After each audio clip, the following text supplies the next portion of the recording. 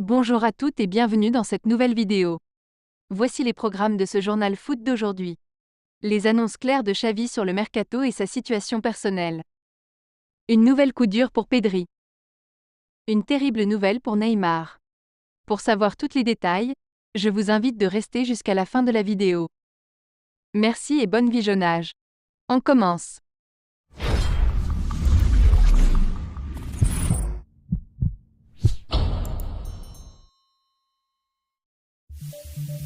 À la veille de réception d'Almeria dans le cadre de la 18e journée de Liga, Xavi a donné sa traditionnelle conférence de presse, l'occasion pour lui de faire le point sur le mercato et son cas personnel. Ce mercredi soir, le Barça accueille Almeria pour son dernier match de l'année en Liga. Le club catalan va essayer de terminer l'année de manière positive, avant un mois de janvier où les sujets mercato vont occuper le devant de la scène, entre les recrues possibles et l'arrivée de Vitor Roque. Justement, ces sujets ont été au menu de la conférence de presse de Xavi, tout comme sa situation personnelle que le coach barcelonais a évoquée avec beaucoup de confiance. Ce que nous cherchons, c'est renforcer l'effectif, que ce soit en hiver ou en été. Avec la blessure de Gavi, nous avons besoin d'un profil similaire, mais c'est difficile. Nous travaillons avec Deco et le président. Nous ne pouvons pas mettre toute la pression sur Vitor Roque. Nous devons tous faire un pas en avant. Nous devons nous améliorer dans toutes les zones.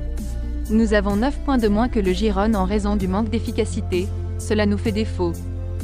Nous sommes déjà en contact avec Vitor et après les fêtes, il sera dans la dynamique de l'équipe. La pression ?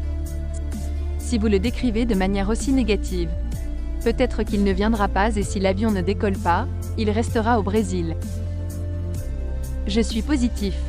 Qu'il vienne, s'adapte, c'est un espoir pour l'équipe.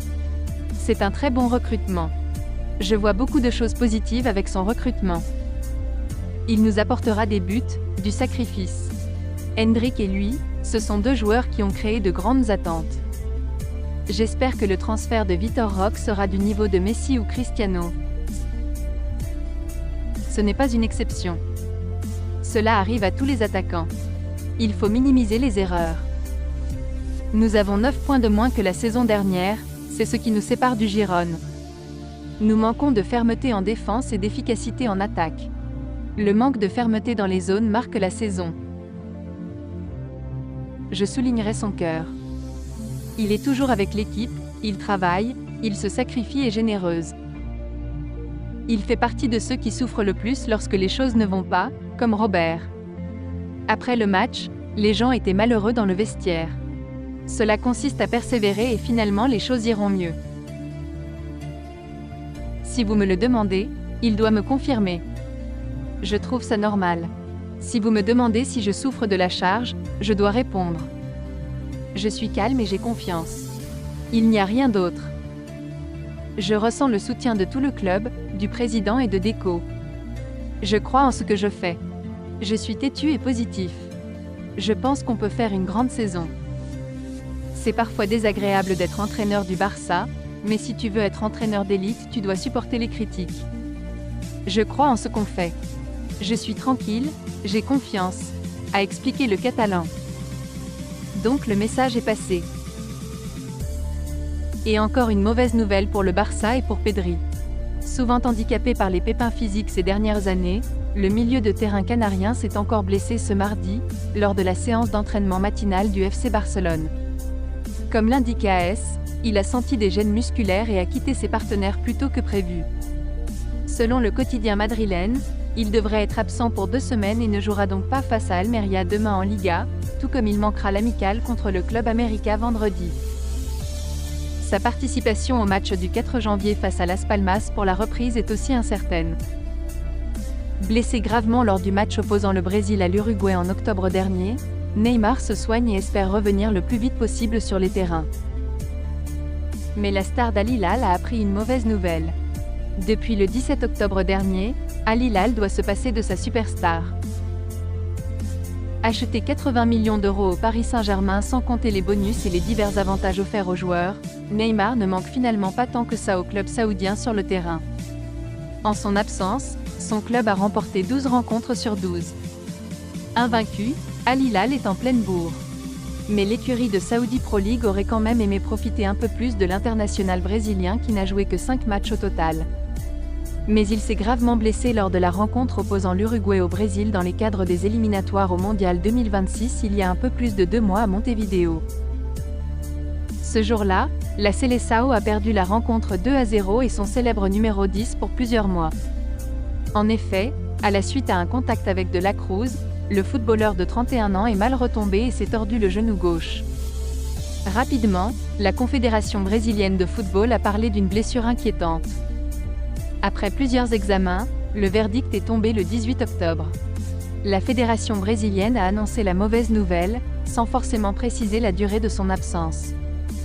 L'attaquant Neymar de l'équipe nationale brésilienne et de l'équipe saoudienne d'Al Hilal a subi des examens cliniques et d'imagerie mercredi 18 octobre, qui ont confirmé la rupture du ligament croisé antérieur et du ménisque du genou gauche. Mardi soir, Neymar s'est fait une entorse du genou lors du match de qualification de l'équipe nationale brésilienne pour la Coupe du Monde de la FIFA 2026 contre l'Uruguay à Montevideo. L'attaquant sera opéré à une date qui n'a pas encore été fixée pour corriger les blessures.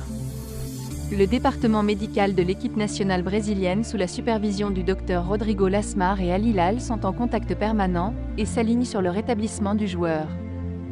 Fortement touché, le joueur de 31 ans se soigne actuellement. Début novembre, le médecin du Brésil a donné de ses nouvelles.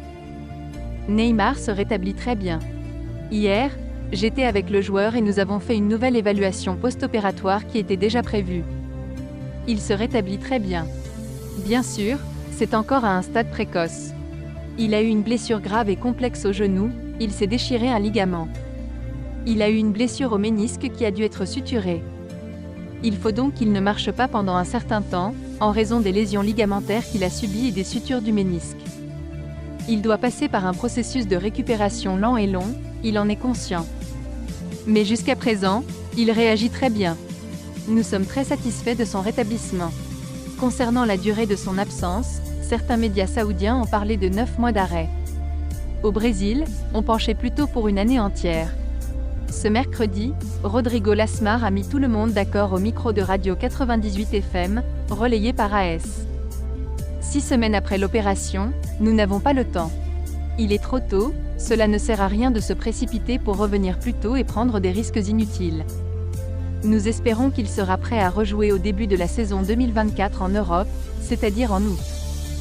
On s'attend à ce qu'il rejoue, nous devons être patients. Parler d'un retour avant 9 mois est prématuré. Il s'agit d'un concept global de récupération ligamentaire. Il est très important de respecter le temps biologique, le temps que met l'organisme à intégrer ce ligament.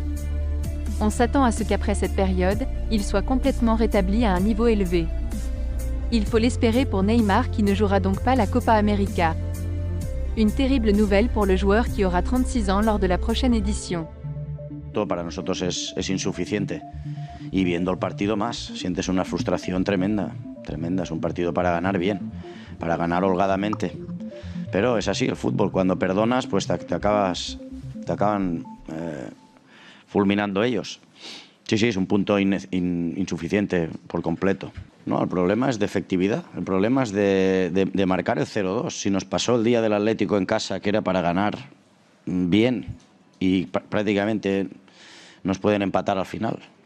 Nos ha pasado el día del Granada, generando ocasiones, el día del Mallorca, hasta el día del Girona. Nos ha pasado de ponernos 2-1, de empatar a 3, pues nos falta esto.